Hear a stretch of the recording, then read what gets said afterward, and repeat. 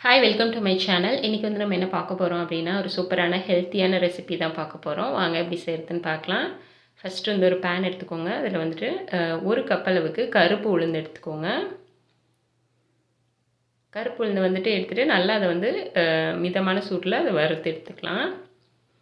ரொம்ப தீஞ்சிராமல் நீங்கள் அடுப்பை வந்து கம்மியாக வச்சுட்டு மெதுவாக அதை வந்து வறுத்து எடுத்துக்கோங்க.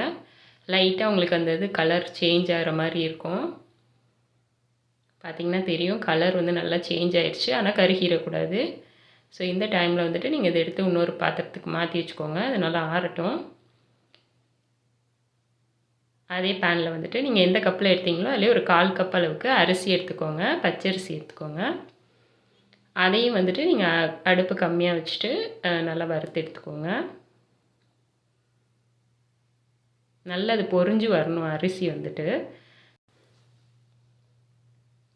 இப்போ வந்து இதையும் வந்துட்டு நம்ம அதே பேனில் வந்துட்டு பாத்திரத்தில் மாற்றி வச்சுக்கலாம். அதுக்கப்புறமா அதே பேனில் கொஞ்சமாக நான் வந்துட்டு பாதாம் சேர்த்துருக்கேன். இது வந்து ஆப்ஷனல் தான். எங்கள் வீட்டு பசங்கள்லாம் வந்துட்டு பாதாம் அந்த நட்ஸ்லாம் விரும்பி சாப்பிட மாட்டாங்க. அதனால் நான் இதில் போட்டு அரைச்சிருவேன். ஸோ பாதாம் வந்து சேர்த்திங்கன்னா உங்களுக்கு டேஸ்ட்டு நல்லாயிருக்கும். அது கூட 2 ஏலக்காவும் சேர்த்துக்கோங்க வாசத்துக்காக. இப்போ இது எல்லாத்தையும் வந்துட்டு நம்ம ஆற வச்சு எடுத்துக்கலாம். நல்லா ஆறிடுச்சு. இதை வந்துட்டு நீங்கள் மிக்ஸி ஜாருக்கு மாற்றிக்கோங்க.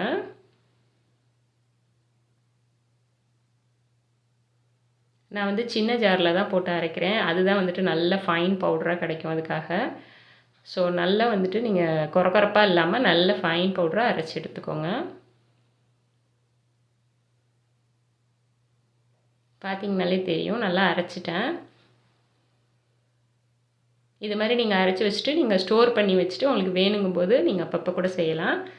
நான் வந்துட்டு இன்றைக்கி ஒரு 4 பேர் சாப்பிட்றதுக்காக 2 கப் அளவுக்கு நான் இதில் ஆட் பண்ணியிருக்கேன் மாவு. இதில் 1 கப்பு பால், இது வந்து வார்ம் மில்க்கு தான், அதை ஆட் பண்ணிக்கோங்க. ஆட் பண்ணி இதை கட்டி எதுவும் இல்லாமல் நல்லா கலந்து விட்டுக்கோங்க.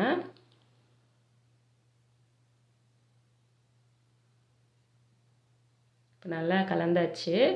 இது அப்படியே ஓரமாக இருக்கட்டும்.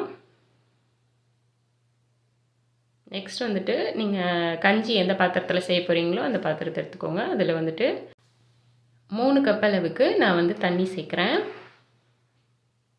தண்ணியை வந்து நீங்கள் வந்து நல்லா சூடு பண்ணிக்கோங்க. ரொம்ப கொதிக்கணும்னு அவசியம் இல்லை. கொஞ்சம் இந்த அளவுக்கு சூடானதுக்கப்புறமா நம்ம வந்து அந்த கரைச்சி வச்ச அந்த உளுந்து வந்து பாலில் கரைச்சி வச்சோம்ல, அதை வந்து நம்ம இதில் ஆட் பண்ணிக்கலாம்.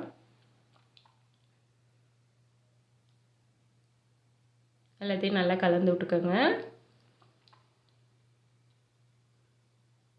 லைட்டாக கொதி வர ஆரம்பிக்குது. இப்போ வந்துட்டு நீங்கள் வந்து ஒரு 1/4 டேபிள் ஸ்பூன் வந்துட்டு உப்பு சேர்த்துக்கோங்க. அதில் அது கட்டி எதுவும் ஆயிராமல் நம்ம வந்து இடையில கிண்டி விட்டுட்டே இருக்கணும்.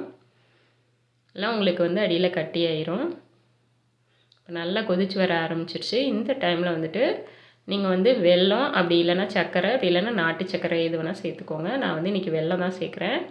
என்கிட்ட இருக்க வெல்லத்தில் வந்து தூசியெல்லாம் எதுவும் கிடையாது. அதனால் நான் அப்படியே சேர்க்குறேன். உங்களுக்கு தூசி இருந்துச்சு அப்படின்னா நீங்கள் வந்துட்டு தனியாக ஒரு பாத்திரத்தில் போட்டு ஃபில்ட்ரு பண்ணி எடுத்து அதுக்கப்புறமா ஆட் பண்ணிக்கோங்க. இப்போ ஒரு 2 to 3 மினிட்ஸ்லேயே வந்துட்டு இது நல்லா கொதித்து அந்த ஜாங்கிரி எல்லாமே வந்துட்டு மெல்ட் ஆகி நம்மளுக்கு வந்து நல்லா திக்கான கன்சிஸ்டன்சியில் மாறிக்கிட்டு இருக்கு. அந்த திக்காகிறப்ப வந்துட்டு நீங்கள் வந்துட்டு சுக்குத்தூள் ஆட் பண்ணிக்கோங்க.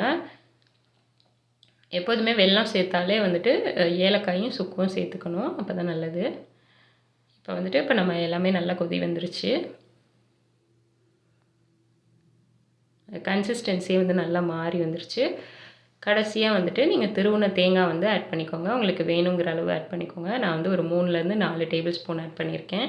உங்களுக்கு தேங்காய் நல்லா பிடிக்கும் அப்படின்னா நீங்கள் நிறைய சேர்த்துக்கோங்க. இல்லை கம்மியாக தேங்காய் பிடிக்காது அப்படின்னா நீங்கள் அப்படியே கூட சாப்பிட்டுக்கலாம். அவ்வளோதாங்க. இப்போ நம்மளுடைய கஞ்சி ரெடி ஆயிடுச்சு. இது ஆறினோடனே இன்னும் கொஞ்சம் திக்காகும். ஸோ நம்ம வந்து இது வந்து குழந்தைங்கள்லேருந்து பெரியவங்க வரைக்கும் யார் வேணால் சாப்பிட்லாம். ரொம்ப ரொம்ப ஹெல்த்தியான ஒரு சூப்பரான கஞ்சி. நீங்கள் இது போல் ட்ரை பண்ணி பார்த்துட்டு உங்களுடைய கமெண்ட்ஸை சொல்லுங்கள். Thank you, bye bye.